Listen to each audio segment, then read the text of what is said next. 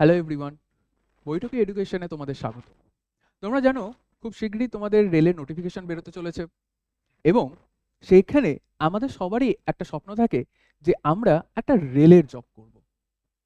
রেলের জব পেতে গেলে তোমাদের কিছু স্ট্র্যাটেজি তোমাকে মেনটেন করতে হবে।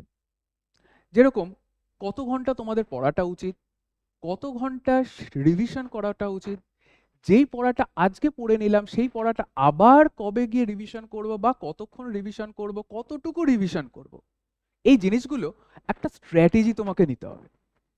তো এই স্ট্র্যাটেজি তোমাকে কি দিচ্ছে? তোমাকে দেবে সেই কনফিডেন্সটা, যে কনফিডেন্সটা তুমি ওই যে পরীক্ষায় যাচ্ছ ওই পরীক্ষাতে গিয়ে তুমি নিজেকে কতটা এক্সপোজ করতে পারো। তোমার যদি স্ট্র্যাটেজি যদি ঠিক থাকে তাহলে সেই অনুযায়ী আমি বলতে পারি 100% চান্স থাকবে এই বছর রেলের এক্সাম ক্র্যাক করে নেওয়া। তাহলে চলো দেখে নিই যে তোমাদের সেই স্ট্র্যাটেজিটা কি হওয়াটা উচিত।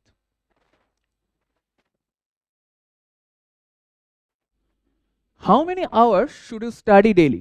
তুমি কতক্ষণ পড়বে পার ডে?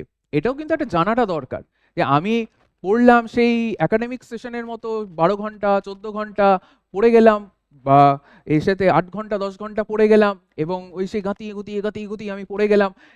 না, স্ট্র্যাটেজিটা আমাকে মেনটেন করতে হবে। আমাকে বুঝতে হবে কিভাবে কতক্ষণ সেই জিনিসটা আমাকে স্টাডি করতে হবে। কারণ দেখো, আমাকে কিন্তু একটা বিষয় থাকলে কিন্তু চলবে না। আমাকে যেরকম ম্যাথ করতে হবে, সেরকম তোমাকে রিজনিং করতে হবে, সেরকম তোমাকে জেনারেল সায়েন্স করতে হবে, বা তোমাকে জেনারেল অ্যাওয়ারনেস করতে হবে। তো এত কিছু মেনটেন করা টাইম ওয়াইজ, সেটা কিন্তু একটা বড়সড় ইস্যু। তাহলে দেখে নি কি বলছে, দি study time depends on your current level but for the serious preparation. ব্যাপারটা কি বলতে চাইছে? আজকে যদি তুমি কোনো কলেজ বা স্কুল স্টুডেন্ট হও, তো অনেকেই থাকে কলেজ পড়তে পড়তে একটা মানে কি বলবো যে ড্রিম থাকে যে আমি একটা রেলে জব করবো, আরআরবি, এনটিপিসি হোক, গ্রুপ ডি হোক, যাই হোক না কেন, আমি তাতে একটা ক্র্যাক করে নেব, অনেকেরই ড্রিম থাকে। তো তারা তাদের সেই কলেজ সেশন বাদে কলেজ সেশনে পড়া নিয়ে আবার একটা কম্পিটিটিভ এক্সাম দেওয়া তাদের পক্ষে কিছুটা চাপ হয়ে যায়। তো তারা কিভাবে প্রিপারেশন নেবে? আবার অনেক সময় হতে পারে যে তুমি 1 বছর 2 বছর হয়তো তুমি প্রিপারেশন নিয়েছো, ঠিক আছে, তো মোটামুটি তুমি জানো, তো তোমাদের প্রিপারেশনই বা কিরকম হতে হবে? দেখো কি বলছে, স্কুল আর college student 3 to 5 hours daily. কি বলছে? 3 to 5 hours ডেইলি, যে অন্তত মিনিমাম 3 থেকে 5 ঘন্টা কিন্তু মাস্ট দিতেই হবে। ঠিক আছে, এবার তুমি কখন দেবে সেটা তোমার উপর নির্ভর করছে। তুমি দিতে পারো সকালবেলা 2 ঘন্টা, পরে তুমি 2 ঘন্টা বা 3 ঘন্টা তুমি দিতে পারো, বা তুমি সকালবেলা 1 ঘন্টা, পরে তুমি রাত্রেবেলা সমস্ত তোমার পড়াশোনা শেষে তুমি 1.5 ঘন্টা 2 ঘন্টা তুমি দিতে পারো। তাহলে তোমার 3 থেকে 4 ঘন্টা বা 5 ঘন্টা সময় কমপ্লিট হয়ে যাচ্ছে। এটা আমি কাদের জন্য বলছি? এটা হলো স্কুল বা কলেজ স্টুডেন্টদের জন্য। আচ্ছা, নেক্সট বলছে ফুল টাইম অ্যাসপিরেন্টস বা 6 to 8 hours daily. Full time aspirants বলতে কি বোঝাতে চাইছে? ফুল টাইম অ্যাসপিরেন্টস বলতে এটাই বোঝাতে চাইছে যে আমার ডেডিকেশন, আমি অন্য কোনো কাজ করি না, আমি একটাই খালি কাজ করি, আমাকে কেবলমাত্র তোমার এই কম্পিটিটিভ ক্র্যাক করতেই হবে, ব্যাস এইটুকু, আর কিছু না। তো তাদের ক্ষেত্রে অন্তত 6 থেকে 8 ঘন্টা কিন্তু মাস্ট, 6 থেকে 8 ঘন্টা মাস্ট। আচ্ছা, বিগিনার্স, যারা স্টার্ট করছো, যারা স্বপ্ন দেখছো যে এখন হ্যাঁ আমাকে একটা রেলের জব পেতে হবে, তাদের জন্য কি করতে হবে? যারা কিছু জানো না, তাদের জন্য 2 to 3 hours and gradually increase. প্রথমে 2 থেকে 3 ঘন্টা। আমি আসছি যে এই যে 2 থেকে 3 ঘন্টা, সেই 2 থেকে 3 ঘন্টা তুমি কিভাবে ইমপ্লিমেন্ট করবে আমি আসছি সেটা, কিন্তু সেটাকে তোমাকে গ্র্যাজুয়ালি ইনক্রিজ করতে হবে। গ্র্যাজুয়ালি মানে ধীরে ধীরে বাড়াতে হবে। 2 ঘন্টা, 2 ঘন্টার মানে 2 দিন পর সেটাকে 3 ঘন্টা করলে, তারপরের দিন 4 ঘন্টা করলে, ঠিক আছে, ধীরে ধীরে ধীরে ধীরে কিন্তু তোমায় বাড়াতে হবে।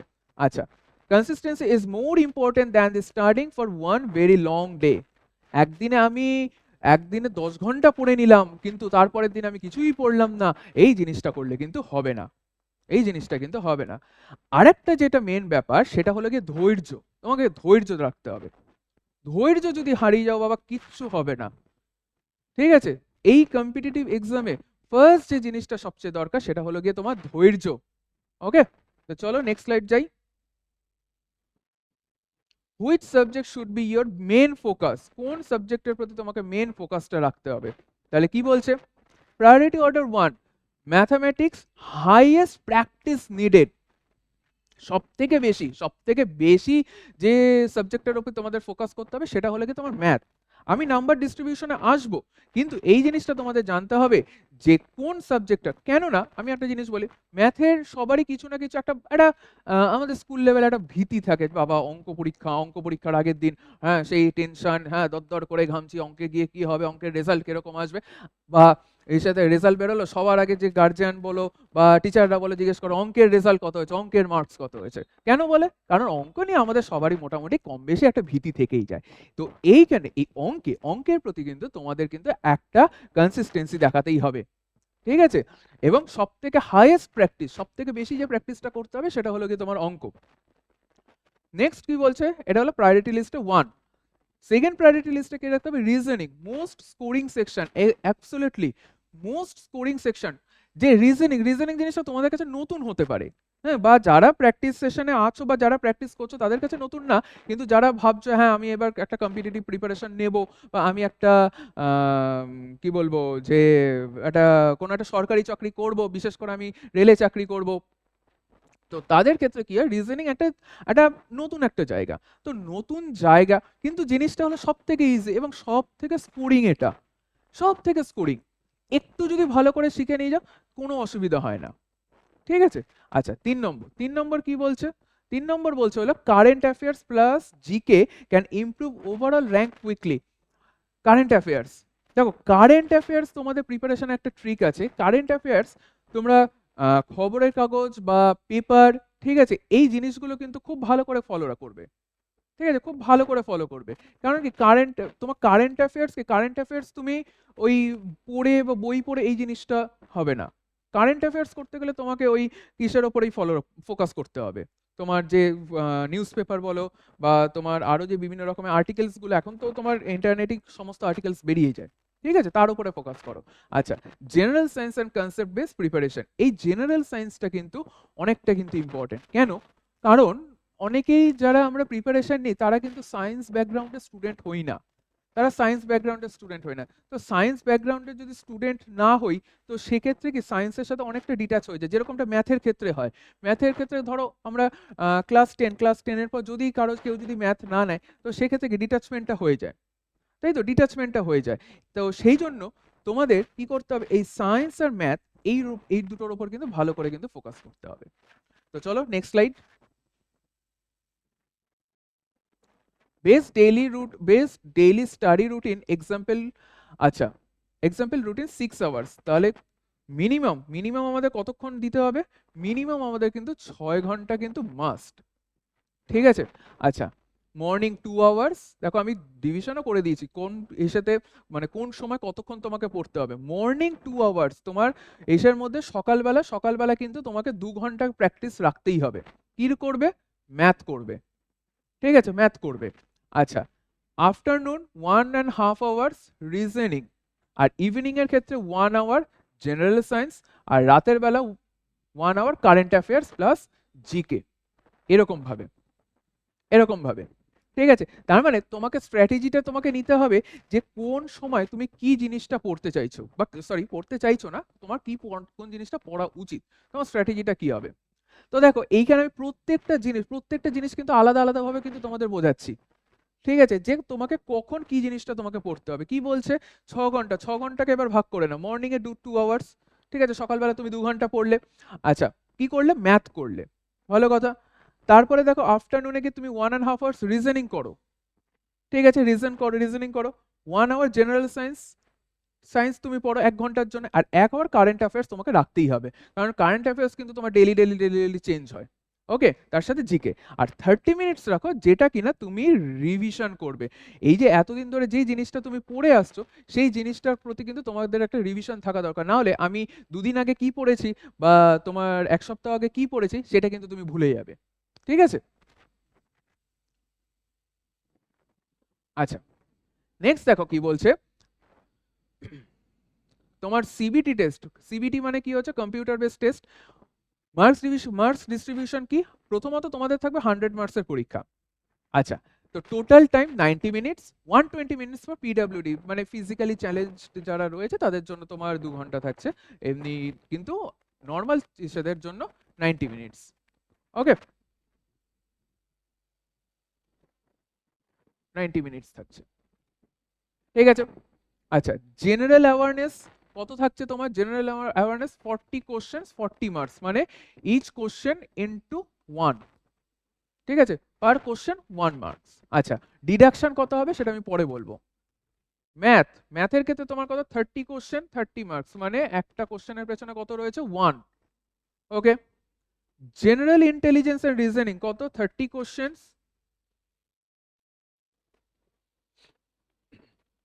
ঠিক আছে, তো জেনারেল ইন্টেলিজেন্স আর জেনারেল অ্যাওয়ারনেস, এই যে ব্যাপারটা, আমি জেনারেল অ্যাওয়ারনেস জিনিসটা একটু বলি।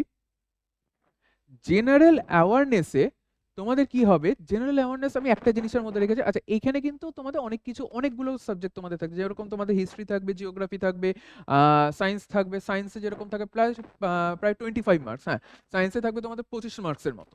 ঠিক আছে, আর টোটাল তাহলে কত হচ্ছে? টোটাল দেখো 40, 30 আর 30, তাহলে 40 30 70, 70 30 100 মার্কস। তাহলে টোটাল এক্সামটা কত হচ্ছে? 100 মার্কসের এক্সাম। আচ্ছা, টোটাল টাইম 90 মিনিটস। আচ্ছা, এটা হলো সিবিটি 2। সিবিটি 2 দের ক্ষেত্রে কি হবে? জেনারেল অ্যাওয়ারনেস কত হচ্ছে? জেনারেল অ্যাওয়ারনেস হচ্ছে 50 কোশ্চেন্স 50 মার্কস, মানে ইনটু 1। আচ্ছা, 35 কোশ্চেন্স ফর ম্যাথমেটিক্স ইনটু 1। আর জেনারেল ইন্টেলিজেন্স এন্ড রিজনিং এ 35 কোশ্চেন 35 মার্কস ইনটু 1। ঠিক আছে, তার মানে টোটাল কত হলো? টোটাল গিয়ে দাঁড়ালো তোমার 120 কোশ্চেন্স 120 মার্কস। ওকে, নেক্সট চলো। কি details regarding the exam pattern? আচ্ছা, তো ডিউরেশন তো আমি আগেই বললাম 90 মিনিটস থাকছে তোমার টোটাল ডিউরেশন।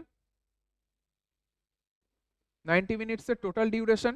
আচ্ছা, নেগেটিভ মার্কিং, যেটা আমি বললাম যে আমি একটু পরে বলছি। নেগেটিভ মার্কিং বলতে তুমি যদি ভুল করো, তোমার ভুল করলে তোমার কি হবে? তোমার নাম্বারটা তুমি যেটা পেয়েছো তার থেকে মাইনাস হবে। এবার সেই মাইনাসটা কত? 1/3 হয়। 1/3 মানে 3টে ভুলে তোমার 1 মার্কস কাটা। ওকে, 3টে ভুলে 1 মার্কস কাটা, তার মানে এক একটার পেছনে তোমার মার্কস কত করে থাকছে? কত করে কাটছে? 0.33। ঠিক আছে, এক একটার পেছনে তোমার মার্কস ডিডাকশন কত হচ্ছে? 0.33। একটা ভুল করলে 0.33। ওকে। আচ্ছা, নেক্সট দেখো, মিনিমাম কোয়ালিফাইং মার্কস আনরিজার্ভড কত হচ্ছে? 40%। মিনিমাম তোমার 40%। ওবিসিদের জন্য 30%, এসসিতে 30, আর এসটিতেও 30%। ঠিক আছে, এটা হলো গিয়ে কাকে কত পেতে হবে, মানে একটা আমাদের যে কোটা সিস্টেম থাকে, যে কোটা সিস্টেম ওয়াইজ। ওকে। আচ্ছা, নেক্সট কোশ্চেন টাইপ কি? Objective and MCQ. দেখো, এই যে তোমরা যে জিনিসটা যেটা জানছো, এই জিনিসটা এই আমাদের ইনস্টিটিউটে কিন্তু খুব ভালো করে কিন্তু খুব এটাকে বোঝানো হচ্ছে, এবং তোমরা বোঝানো হবে। তোমাদের এই নিচে দেওয়া যে নাম্বারটা তো আছে, সেই নিচে দেওয়া নাম্বারে কিন্তু তোমরা যোগাযোগ করো, এবং তোমাদের ক্লাস সেভাবে প্রোভাইড করা হবে, যাতে গিয়ে তোমরা এই বছরই যাতে তোমরা এক্সামটাকে ক্র্যাক করে নিতে পারো। এক্সামটাকে ক্র্যাক করলে কি হবে? সবার একটা স্বপ্ন থাকে, এই যে বাবা মা এত পরিশ্রম করেছে, হ্যাঁ, তার তোমাদের টিচারদের, ভালো ভালো টিচারদের দিয়ে পড়িয়েছেন, তাদের পরিশ্রম, তোমার পরিশ্রম, সবার পরিশ্রম সফল হবে। ঠিক আছে। আচ্ছা, এবার জেনারেল এই জিনিসটা যেটা বললাম সেটা আমি একটা চার্টের মাধ্যমে দেখাচ্ছি। তো কি বলছে? জেনারেল ইন্টেলিজেন্স অ্যান্ড রিজনিং কত থাকছে? 30 মার্কস, 30 কোশ্চেন। আচ্ছা, ম্যাথমেটিক্সে কত থাকছে? 25। জেনারেল সায়েন্সে কত থাকছে? 25। আর জেনারেল অ্যাওয়ারনেসে 20। ঠিক আছে, তাহলে তুমি সবগুলোকে প্লাস করো। 30 প্লাস 25 কত হচ্ছে? 55। 55 প্লাস 25 80। 80 প্লাস 20 কত হচ্ছে? 100। তাহলে টোটাল মার্কস কত? টোটাল মার্কস হচ্ছে 100। ঠিক আছে, এই 100 মার্কসের তোমাদের এক্সামটা হচ্ছে। এই যে স্লাইডটা, এই স্লাইডটা তোমরা ভালো করে কিন্তু একবার পজ করে দেখে নিও, যে কোনটাতে কত মার্কস করে আসছে। ঠিক আছে। আচ্ছা, নেক্সট দেখো, সেম জিনিস, কোনটাতে সেই একই ব্যাপার, যে কোনটাতে কত মার্ক? 25 25, কোনটাতে কি থাকছে কি না থাকছে। এবার আমি যেটা আসছি, এটা আসছে হলো তোমার সায়েন্সে। যে সায়েন্স যেটা আমি বলছি যে 25 নম্বর থাকবে, সেই 25 নাম্বার কিরকম ভাবে থাকছে, ঠিক আছে? 25 নাম্বার তোমাদের কিরকম ভাবে থাকছে, কিরকম ভাবে দেখো, যে টপিক, এখানে আমি লিখে দিয়েছি টপিক, কোন টপিকে কি কি থাকছে, যেমন ফিজিক্সে কি থাকছে, কেমিস্ট্রিতে কি থাকছে, বায়োলজিতে কি থাকছে। আমরা জানি এই তিনটে নিয়ে মোটামুটি এই তিনটে নিয়ে সায়েন্স তৈরি হচ্ছে, ঠিক আছে? তো কোশ্চেন প্যাটার্ন কিন্তু মডারেট, মানে তুমি ভেবো না যে খুব টাফ একদম একটা কোশ্চেন আসবে, যে 11-12 লেভেলে আমি তো সায়েন্স পড়িনি স্যার, তো আমাদের 11-12 সায়েন্স ছাড়া কি আমি এক্সামটা ক্র্যাক করতে পারবো? অবভিয়াসলি পারবে, অবভিয়াসলি পারবে, কেন পারবে না? কারণ তোমাদের এইখানে যে লেভেলটা যেটা হয়, সেই লেভেলটা হলো ক্লাস 10 লেভেলে। তো 10 লেভেলে মোটামুটি ফিজিক্যাল সায়েন্স বা লাইফ সায়েন্স বা তোমার আইসিএসসি বা আইসিএসসি বোর্ড হলে ফিজিক্স কেমিস্ট্রি বায়োলজি, তো তোমরা তো পড়েই এসছো, তো সেই লেভেলেই কিন্তু তোমাদের কোশ্চেনটা হবে, ঠিক আছে? আচ্ছা, তাহলে ফিজিক্সে তোমার মডারেট কোশ্চেন থাকবে, কত নাম্বার থাকবে? 8 to 9, total number of questions 8 to 9, 8টা থেকে 9টা। ওকে, কেমিস্ট্রিতে কত থাকবে? কেমিস্ট্রিতে থাকছে হলো 7 to 8, 7টা থেকে 8টা কোশ্চেন তোমাদের দেবে কেমিস্ট্রি পোর্শন থেকে। আর বায়োলজিতে কত থাকবে? 6 to 7, 6টা থেকে 7টা। আচ্ছা, এবার আমি একটা জিনিস বলে রাখি, এই প্যাটার্ন এটা কিন্তু অনেক সময় চেঞ্জ হয়, হয় না বলবো না, অনেক সময় হতে পারে। কারণ কি, বায়োলজিটা অনেক সময় 8টা থেকে 9টা দিয়ে দেয়, ঠিক আছে? আর এই ফিজিক্স আর কেমিস্ট্রিটা মোটামুটি একটা লেভেলে রাখে, ঠিক আছে? তো হতে পারে তোমার বায়োলজিতে দিয়ে দিল 9টা কোশ্চেন, তাহলে বাকি থাকছে কটা? 16টা, ঠিক আছে? 16টার মধ্যে ফিজিক্সে দিল 8টা, আর কেমিস্ট্রিতে দিল তোমার 8টা, ঠিক আছে? তাহলে 9, 8, 8 এরকম ভাবেও হতে পারে, ঠিক আছে? তো এইটা মোটামুটি একটা তোমার কি বলবো প্যাটার্ন, যে 8টা থেকে 9টা বা 7টা থেকে 8টা এরকম গোছের। কোনোটা একটা একটা দুটো বেশি হতে পারে, কোনোটা একটা দুটো কমও হতে পারে, কিন্তু ওভারঅল তোমার মার্কস আসবে কত? 25 মার্কসের। 25 মার্কস কিন্তু সায়েন্সের থেকেই আসছে, ঠিক আছে? চলো নেক্সট স্লাইডে যাই। আচ্ছা, এইটাতে বলছে কোন সেটা মানে কোন কোন চ্যাপ্টার থেকে তোমাদের মেইন ফোকাসটা করতে হবে। তো দেখো, ফিজিক্সে কি বলছে সেই জিনিসটা বললাম, যে 7টা থেকে 9টা।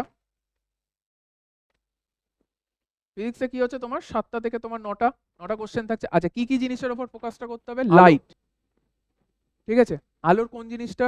আলোর রিফ্র্যাকশন আর রিফ্লেকশন, মানে রিফ্লেকশন হলো গিয়ে তোমার প্রতিফলন, আর রিফ্র্যাকশন হলো গিয়ে তোমার প্রতিসরণ। সেই প্রতিফলন বা প্রতিসরণের সেই সূত্র, সেই স্নেলের সূত্র, ঠিক আছে? স্নেলের সূত্র ছিল প্রতিসরণে। আর রিফ্লেকশনে তোমার এই আপতিত রশ্মি, প্রতিফলিত রশ্মি, সেই ক্লাস 10-এ তোমরা পড়ে এসেছিলে। তো সেই জিনিস থেকেই মোটামুটি ওখান থেকে কোশ্চেন আসবে, ঠিক আছে? আমি কোশ্চেন আলোচনা করব, এরপরেই আমি কোশ্চেন আলোচনা করছি। আচ্ছা, ইলেকট্রিসিটি, তড়িৎ, ঠিক আছে? সেইটা তড়িৎ নিয়ে তোমাদের কিছু আলোচনা হবে। ওয়ার্ক, পাওয়ার অ্যান্ড এনার্জি, কার্যক্ষমতা শক্তি। সেই ক্লাস 9-এ একটা পড়েছিলে, লাস্ট চ্যাপ্টার ছিল কার্যক্ষমতা শক্তি, হ্যাঁ? সেই চ্যাপ্টারটা আবার একবার তোমাকে সেই পড়তে হচ্ছে, ঠিক আছে? আচ্ছা, গ্র্যাভিটেশন, মাধ্যাকর্ষণ পড়তে হচ্ছে। মোশন, গতি, ফোর্স, সাউন্ড আর থার্মোডিনামিক্স। তো এই যে ফোর্স, সাউন্ড এন্ড থার্মোডিনামিক্স, এইগুলো খুব ডেপথে যাওয়ার দরকার নেই, ঠিক আছে? অল্প মানে আমি বলছি না যে একদম খুব যে এই সাথে মানে একদম উপর দিয়ে আমি পড়ে গেলাম না, সেটাও আমি বলছি না, মোটামুটি খুব হার্ড কিছু নয়। ওকে, আচ্ছা, নেক্সট কেমিস্ট্রি। কেমিস্ট্রিতে তোমার কি থাকছে? কটা কোশ্চেন থাকে? 8 to 10, ওই বললাম একটা এদিক আর ওদিক করে কখনো কখনো। তা কি কি থাকছে? আচ্ছা, পিরিয়ডিক টেবিল, পর্যায় সারণী, মেন্ডেলিফের পর্যায় সারণী, ঠিক আছে? মেন্ডেলিফের পর্যায় সারণী, ডোবেরনিয়ারের ত্রয়ীসূত্র, হ্যাঁ, নিউল্যান্ডসের অষ্টক সূত্র, এই যে যে সেই জিনিসগুলো ছিল, সেই জিনিসগুলো আবার আরেকবার থাকছে। ওকে, আবার পড়তে হচ্ছে। কেমিক্যাল রিঅ্যাকশনস, কেমিক্যাল রিঅ্যাকশনস বোঝাই যাচ্ছে জিনিসগুলো কি। ইকুয়েশনস, কিছু ইকুয়েশনস থাকবে। অ্যাসিড, বেস অ্যান্ড সল্ট, ঠিক আছে? যে অ্যাসিড, ক্ষার আর তোমার লবণ, ক্লাস 9-এ থাকতো অ্যাসিড, ক্ষার আর লবণ, চ্যাপ্টারটা। মেটালস আর নন মেটাল, ধাতু আর অধাতু, ওকে, কার্বন কম্পাউন্ডস, ঠিক আছে? আচ্ছা, তারপর কি থাকছে? Atomic structure. এইগুলো এইগুলো কিসের মধ্যে থাকছে? এগুলো থাকছে হলো তোমার কেমিস্ট্রির মধ্যে, কেমিস্ট্রি পোর্শন। বায়োলজিতে কি থাকছে? 6টা থেকে 7টা কোশ্চেন, তার মধ্যে হিউম্যান ডিজিজ অ্যান্ড নিউট্রিয়েন্টস, ঠিক আছে? যে এই সাথে বিভিন্ন রোগ, সেই রোগের পথ্য, সেই পথ্যগুলোকে তোমাকে নিয়ে আলোচনা করতে হবে। আচ্ছা, হিউম্যান ফিজিওলজি, হিউম্যান ফিজিওলজির মধ্যে তোমার কি কি থাকছে? Digestive, nervous, circulatory system. আচ্ছা, ডাইজেস্টিভ সিস্টেম পরিপাক তন্ত্র, সেই মুখ থেকে শুরু হচ্ছে পায়ু পর্যন্ত বিস্তৃত থাকছে হলো পরিপাক তন্ত্র। হ্যাঁ, তারপর সেই পাকস্থলী, ক্ষুদ্রান্ত্র, ক্ষুদ্রান্ত্রের 3টে অংশ, ঠিক আছে, ইলিয়াম, ডিওডিনাম, জেজুনাম, সেইগুলো মনে আছে আশা করি। দেখো আমি যখন বলছি তখন মনে পড়ছে সেই, হ্যাঁ আমরা ছোটবেলায় পড়েছিলাম ইলিয়াম, ডিওডিনাম, জেজুনামের কাজ, বা তোমার পাকস্থলীর কাজ, পাকস্থলী থেকে কি খরিত হচ্ছে, পাকস্থলীর কোষগুলো কি কি রয়েছে কি না রয়েছে, সেই জিনিসগুলো তোমরা পড়েছিলে, ওই জিনিসগুলো আবার রয়েছে। আচ্ছা, নার্ভাস সিস্টেম, স্নায়ু, স্নায়ুতন্তু বা তোমার স্নায়ুতন্ত্র, ব্রেন, স্পাইনাল কর্ড, নার্ভস। ব্রেনের মধ্যে কতগুলো কি কি থাকছে, ব্রেনের একক কি তোমার, ইসেতে স্নায়ুতন্ত্রের একক কি, নিউরন, এই জিনিসগুলো আবার জিনিসগুলো রিক্যাপ করবে। সার্কুলেটরি সিস্টেম মানে কি, সংবহন তন্ত্র, রক্ত, রক্ত, হার্ট, এইগুলোকে নিয়ে তোমাদের জানতে হবে। রক্তের শ্রেণী বিভাগ, সেই রক্তে কটা শ্রেণী, এ বি, এবং ও, ঠিক আছে, কে আবিষ্কার করেছিল, কার্ল ল্যান্ডস্টেনার। এই যে ছোট ছোট ছোট ছোট কোশ্চেন গুলো আছে, এই ছোট ছোট কোশ্চেন গুলো কিন্তু আবার আমাদের স্টাডি করতে হবে।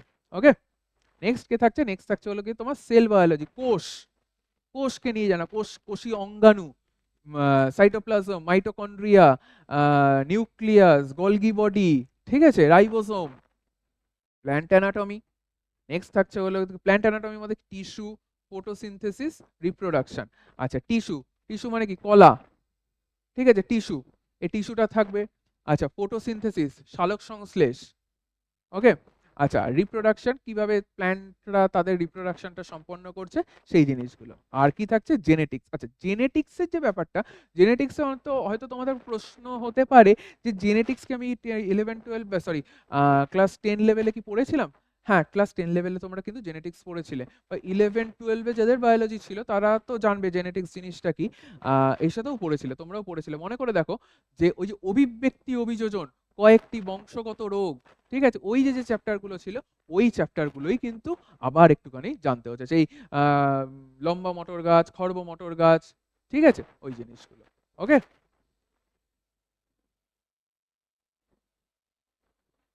আচ্ছা,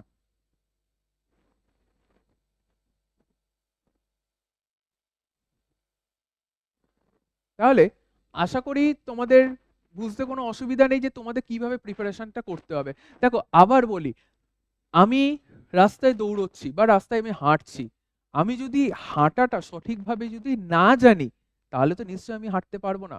আমি দৌড়ে যাচ্ছি, কিভাবে দৌড়বো?